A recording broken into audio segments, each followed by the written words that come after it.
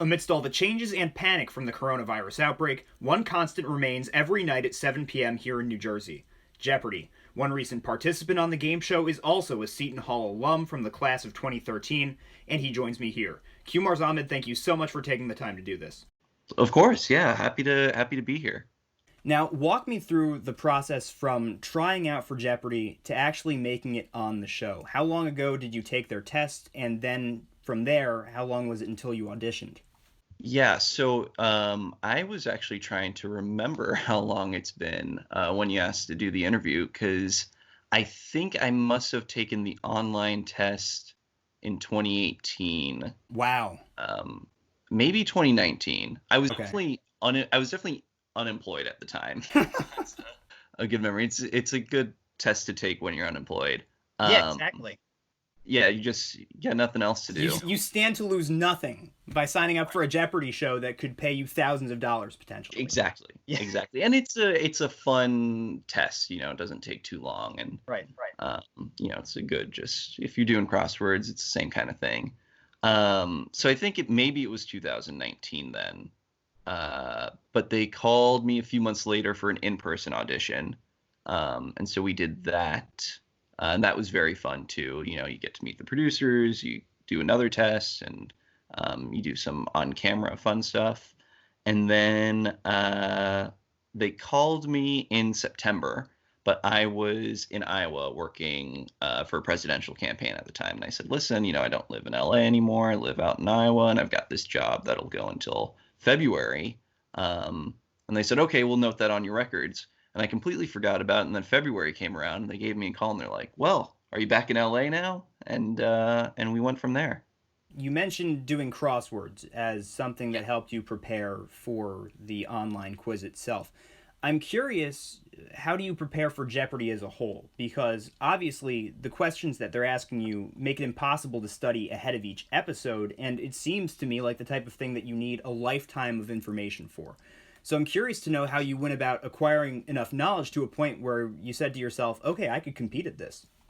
Well, I think the initial part is, if you're at home and you're getting frustrated watching the clues, like, oh, I knew that one, or, you have a good run where you can at least show off to friends, the thought enters your mind, hey, maybe I could compete. In terms of studying for the show, a lot of it is shoring up knowledge, basic knowledge in categories that you're not familiar with or you're not good at. So like, I brushed up on all of Shakespeare's works. I only knew the ones that I'd learned in school, or very famous ones like Romeo and Juliet, things like that. When you watch the show, you notice a lot of similar things get asked, so you pick up on those things. There's a lot of online resources as well where people catalog questions over the years. So all of that was very helpful. I know James Holzhauer, Jeopardy James, he had recommended getting children's books in Right. categories that you're not good at, which is honestly very helpful, because they're not asking you, unless it's a very popular subject like presidents, something like that. They're not going to ask you too much in depth. If they're asking about opera, they're not going to expect you to know as much detailed opera. So it was helpful to sort of narrow the universe in terms of studying. See, I watched the episode of Jeopardy last year, it would have been, when Jeopardy James said that his primary method of studying was from children's books at the library, and I wondered if he was messing with Alex Trebek, because I was like, this guy's made, at that point, probably pushing $2 million. There's Right. no way that he got all this knowledge out of children's books, but you're saying it helps. I think it helps. I think it's also a lot of Jeopardy is a confidence thing. If you might know the answer, but then if you have read it and you've studied it, you feel a lot more sure. I think I'm curious how much of his studying was studying versus just refreshing things he already knew, because that guy knew stuff in any topic. It didn't matter if it was, I don't think he had a weakness in terms of topic.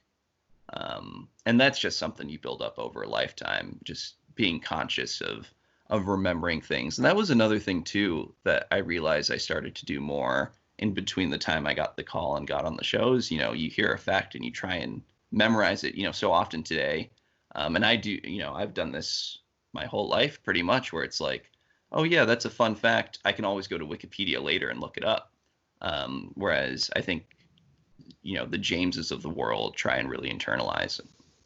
So on the show, they introduced you as a field organizer, and I saw on Twitter that you were with Senator Elizabeth Warren's presidential campaign. Now, did she know that you were going to be on the show, and if so, did she tune in?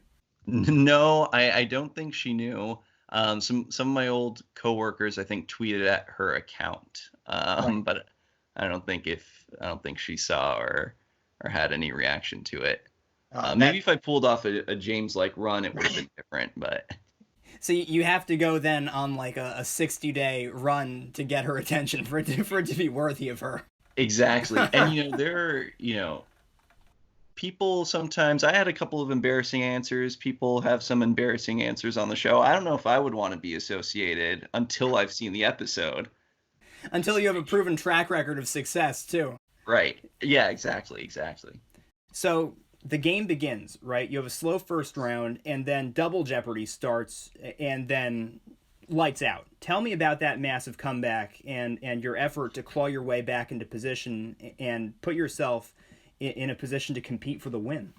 Yeah, and I appreciate you're a fan of the show, because I think a lot of people who don't watch it go, yeah, that was a good game. That first round, I think, really changed my strategy throughout.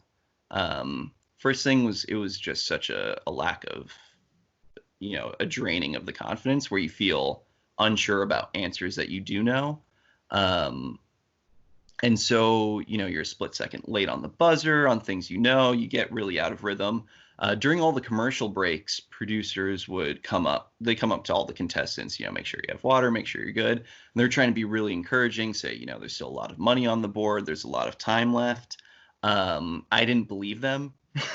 So going into double, I just knew my only shot was to find the daily doubles, and started off with one, and that gave me a chance to actually breathe while I was on the set, think about an answer, and then give it, and that sort of reignited things. And then once you get into rhythm, I had a good category that I was really comfortable with, the history category. And so once you've got a good category, you get into the rhythm of the buzzer, and then the rhythm of the buzzer takes you through. But talking about strategy, I think the wagering I could have done a bit differently. I think that would have made a huge difference in the outcome. By the end of double, you're also just very fatigued being on the show. You've got the commercial breaks in the first round. You're also the Friday show is the last taping of the day, so you're sitting for a long time waiting for your show to come. So you're fatigued, you're tired, you're not thinking straight. And so I was just focused on overcoming the embarrassment of the first round. I just wanted to make sure I made it to final. Redeemed yourself. Yeah, and then you once you get into the rhythm, things improve. You get some confidence back, but the feeling of the first round never goes away. And talk about a rhythm. You went from negative $200 heading in to Double Jeopardy to $15,000 at the end of the round, getting both daily doubles and a bunch more right in between them. What was the feeling like for you getting that momentum and just pulling yourself back into it? Yeah, it's so it's interesting because I knew I was getting a lot right. I was feeling very relieved. I was surprised at my ringing in. The first couple of times where I buzzed in early, I thought of, because in your periphery, you can see all the other contestants really trying to buzz in quickly. And I'd done such a poor job in the first round of buzzing in. Once I was able to get a couple of in that were surprising to me, Alex calling my name, wow, what's going on? I could sense, maybe I've got a shot at this. Again, the key thing was getting the daily double. But it's interesting because Jeopardy's taped in a studio audience, and you have the crowd there, and you can sort of feel the energy of the crowd. You can feel the energy of Alex. If you're getting a few in a row, he starts, again, Quemars, again. So you feel that sort of rhythm. You definitely build up a bit of momentum. You just like anything that's rhythmic, you find your groove with it. So it was exciting. I was feeling the momentum, I was feeling the buzz, but at the end of it, I think, and I'm sure both Jesse and Ashley, the two other contestants, were feeling it too. It was each question was getting tenser and tenser because you knew that Daily Double was still on the board. He's still on the board, and I knew if I didn't get it, that it was going to be game over. And so that was where the tension really built up. Now, after the show had aired, that was May 1st, you tweeted something that really stood out to me. And to paraphrase, you said that succeeding in Jeopardy as the son of immigrants means that you've developed a comprehensive understanding of Western culture and language, and that it's the ultimate version or the ultimate symbol of integration. What's it like for you, looking back on your experience with that in mind, and knowing that there might have been people out there watching who grew up with similar backgrounds? Yeah, it's something I didn't really think about until I realized a lot of people have similar stories. Like my mom was telling me the story where she used Jeopardy to help learn English, and you're hearing stories of other people who had the same same experience. Maybe they're watching it with parents or grandparents who don't really understand what's all the little cultural niches that are in the show, but they're still watching in sort of a generational experience. I think a lot of the knowledge that is needed to succeed at Jeopardy is very American centric, of course. You're talking about sports teams, you're talking about music, you're talking about culture, you're talking about history.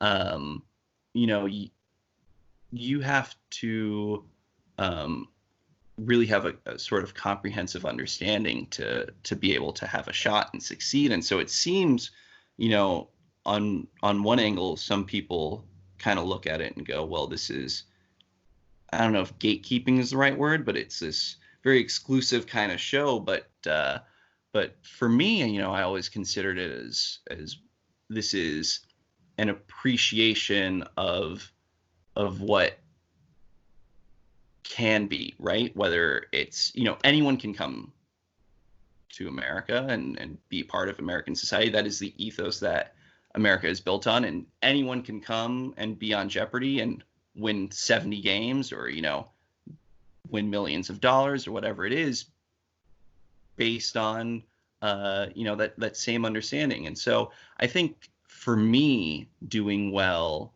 on the show, not as well as I would have liked, but in my mind, I didn't really do that great, especially when you consider that first round. But to me, the prospect of doing well on the show is sort of like a vindication that Jeopardy or Americanness does not belong to a specific class of people or a specific, a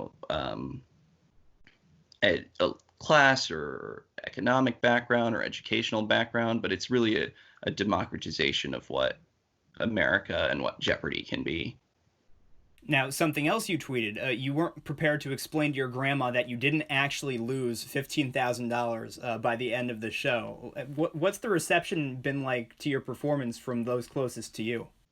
Everyone's been ecstatic. They've been happy for me. I think I'm the one who's really taken it hard. My grandma aside, because she thought, oh, if you go home with 15,000, like it doesn't matter whether you win or lose. Um, everyone has been, uh, you know, nothing but compliments, good words. And I'm the one holding the grudge because I feel like, well, finally, second round, I got the rhythm with the buzzer. I'm not as tired anymore. It would be a new tape day. I could really keep going with this. But everyone's like, no, it's an honor to be on the show. You got to enjoy it. So, I think they've been, the people closest to me have been happier with the outcome and happier with the performance. And in terms of your time spent on set, what's it like being in that competitive arena where you have, the contestants literally right next to you gunning for the same money? You're sitting there fatigued, not just from answering the questions coming to you, but also from a day of taping where you're just sitting there. What is that environment like? That's a great question. I was wondering what it was going to be like going in because I thought, you're sitting with these people, you're making small talk. Are they all trying to, is this like, like a parody of Law School or something, where they're trying to sabotage you at every turn, or like a another contest. The everyone was incredibly nice. I was there.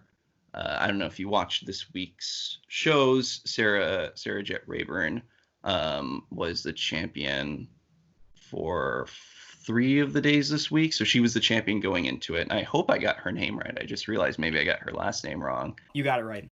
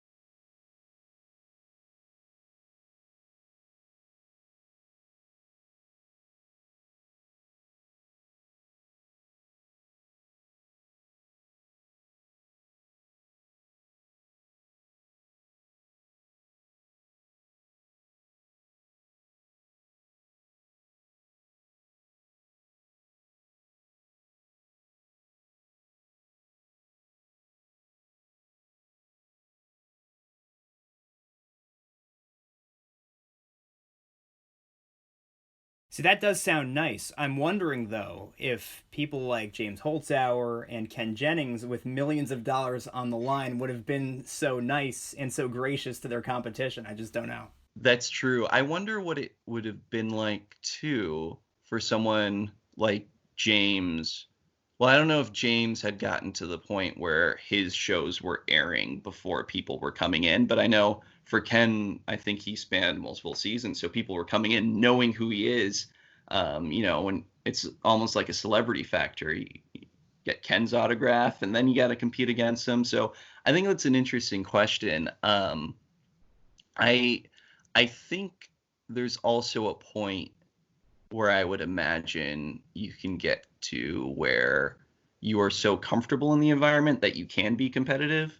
Um, but when you're there, they go through the rules for hours with you. There's a lot of rehearsals. You're getting makeup. You're making sure the wardrobe is fine. There's not really time to be rude to anyone or to not be friendly with anyone. So it's an interesting question. Maybe maybe that was a key to their success. Who knew? Who knows? Or it's a mind game. We'll never know. Right, right. And you mentioned briefly that you enjoyed your time shared with Alex Trebek. I was wondering if you could tell me more about what he's like on set. Yeah, he is hilarious. When you're in the audience, he engages. Well, he doesn't engage with contestants, but contestants sit in the audience in a separated section. But you watch everything. And so if you ever get tickets to the show, you can go, you can ask him questions. He's great. During the show, you don't interact with him. He comes, takes a photo with you, and then he does the short story in between the first commercial break.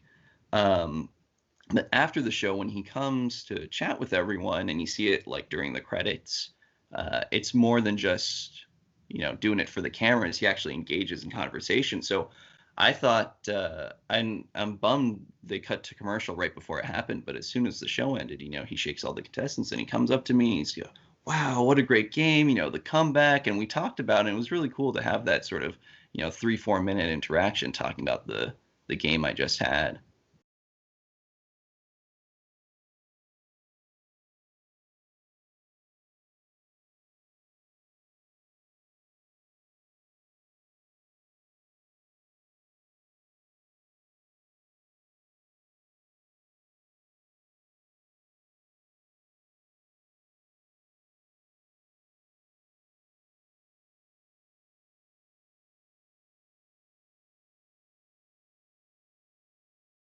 Yes, especially when you see the clips of him being snarky with people in Right. their interviews too. You have sort of that fear, like, oh, is he gonna be rude to me? But no, he was fantastic to everyone.